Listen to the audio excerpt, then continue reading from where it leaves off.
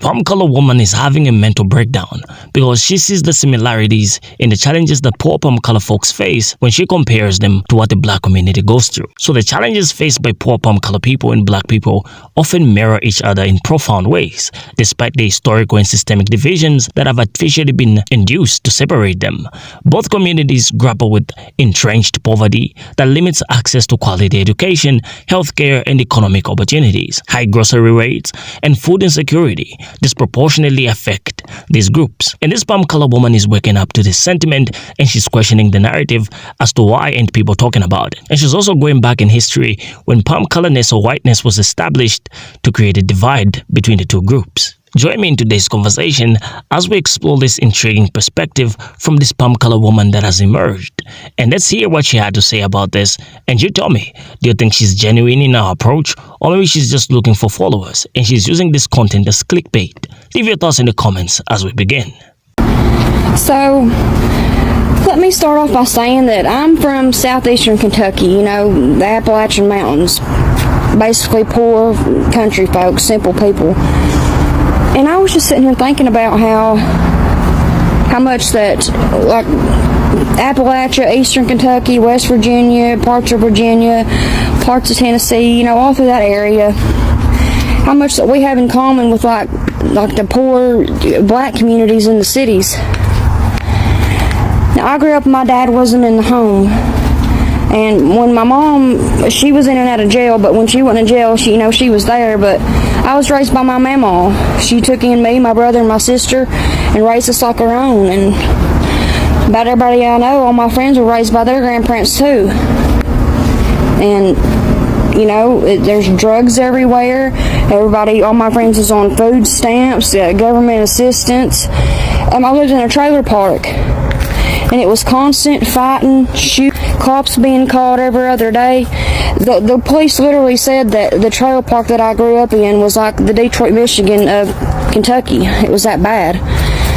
But the communities like I grew up in, we have so much in common with these poor black communities. And I don't know if it's the media or the politicians, but they try to cause division when we have more in common than we don't have in common.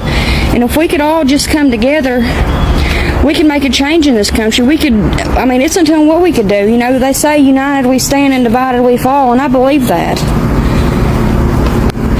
I don't know, I just felt like I just needed to get that off my chest because I was thinking about it. Like, we really do have so much in common. It's almost scary, like them videos where they say put a finger down if, your mom was a drug addict or your dad wasn't around, or somebody who got one of your friends got it, or there's drugs in your neighborhood. And there's literally like methamphetamine has took over the rural areas of the country, and we're like the forgotten child, like the ugly stepkid of America that nobody wants to talk about.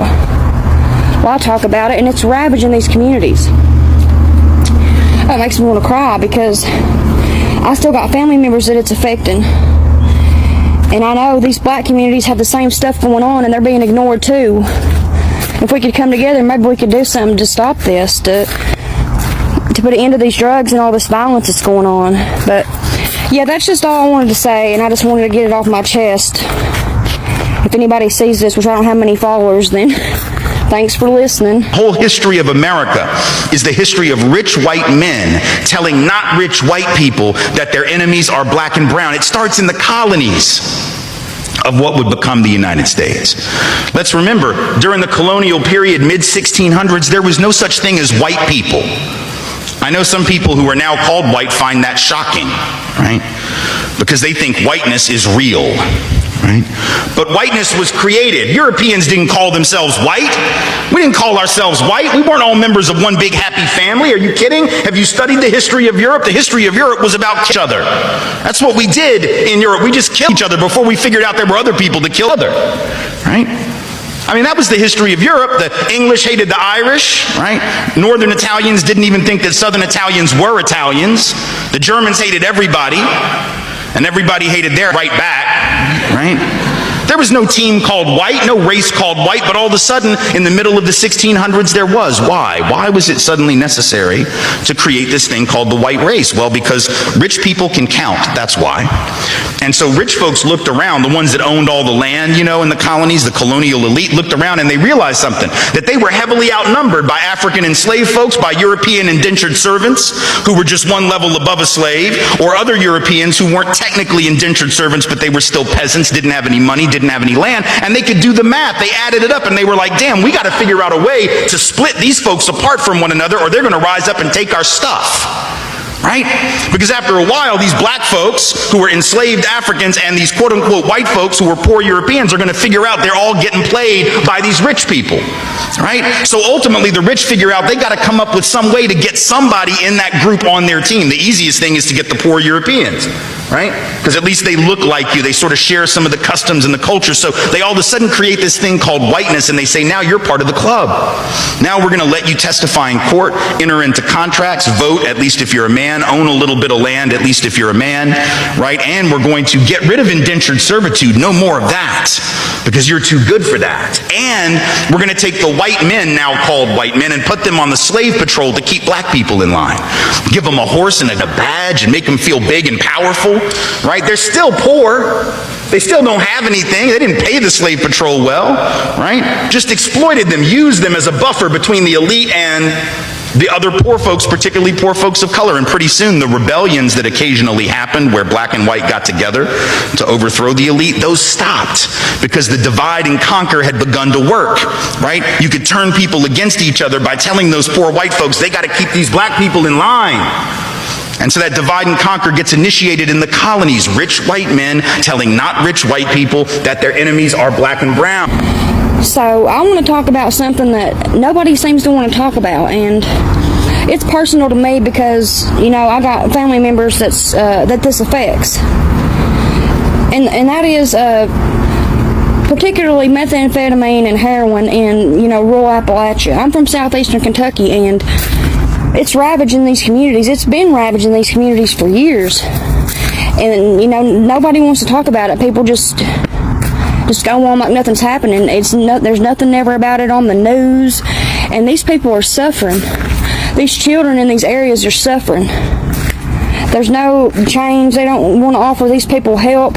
Violence is on the rise. People are left and right.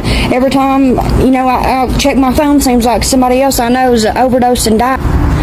And what's crazy is this is happening in southeastern Kentucky, West Virginia, Tennessee, North Carolina. And it started back when Purdue Pharma started producing OxyContin. They literally came to rural America and started prescribing them OxyContin like candy. And then since then, it's just progressed. I just wish somebody or everybody would start talking about this and bring some attention to this so that we can get some of these problems solved and get some of these people some help. I'm tired of friends dying, people dying. Yeah, I know doing drugs is their own choice, but I'm telling you, I'm from there. That's all that there is. You either do drugs and sell drugs because there's literally no job opportunities at all. I graduated with 53 kids in my class. We had a Walmart and that's it.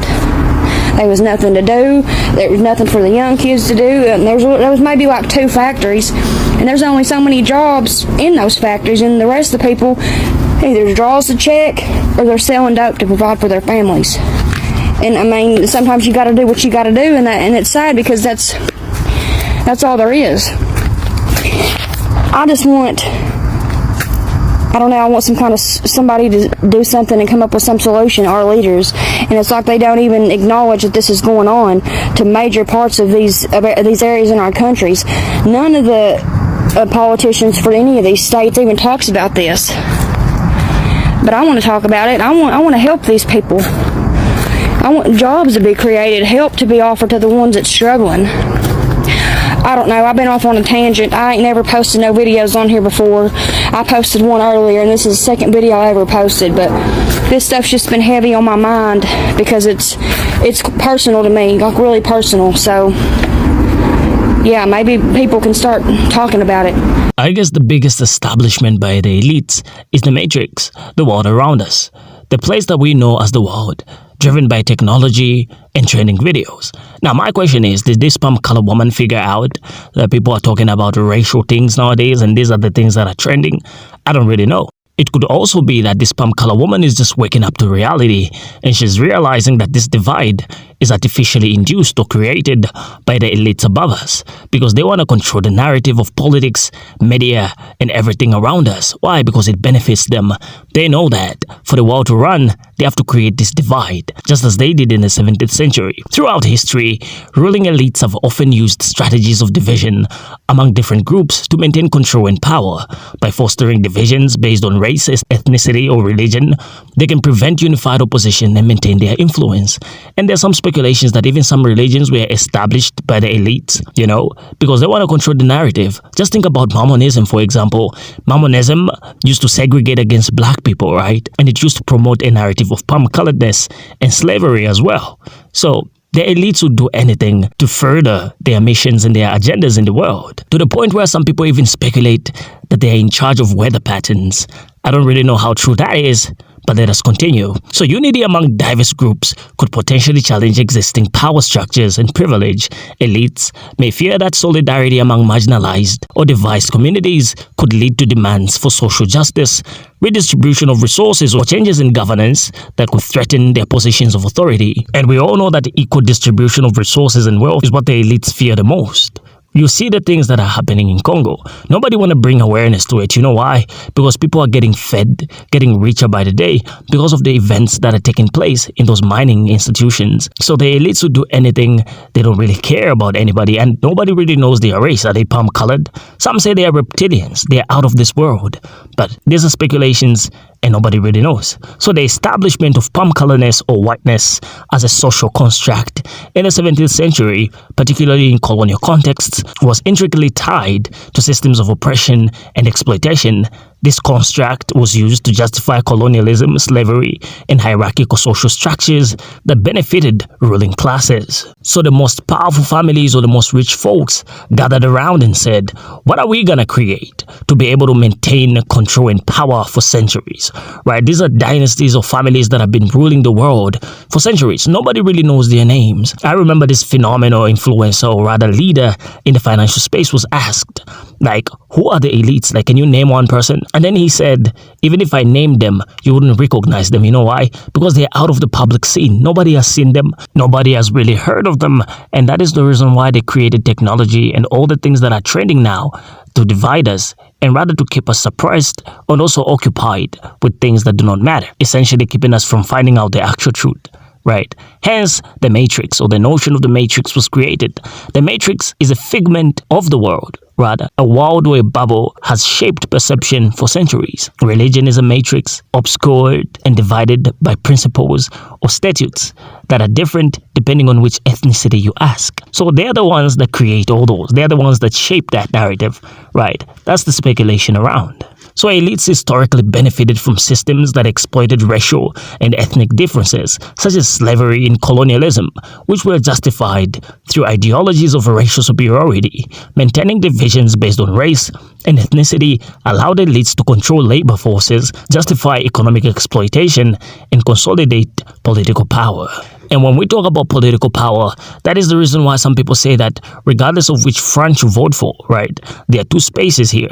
But even if you vote for this one, they're still going to carry out the agendas of the elites. But nobody really knows who the elites are. So in contemporary contexts, some argue that elites continue to perpetuate divisions among races, ethnicities, and religions through various means, including media narratives, economic policies, and political strategies to maintain their influence and prevent unified challenges to their authority. And perhaps that is the reason why when you ask most Christians who runs the world, they will tell you that Lucifer is the prince of this world, right? And those people that are speculated or believed to have sold their souls, they'll tell you that they sold their souls to the captain of the earth. And perhaps it's the captain of the earth that really controls the narrative on a grander scheme. Because when you look at these reptilians or elites, they're not human-like, right? Because what kind of a human would survive with the same agenda for centuries?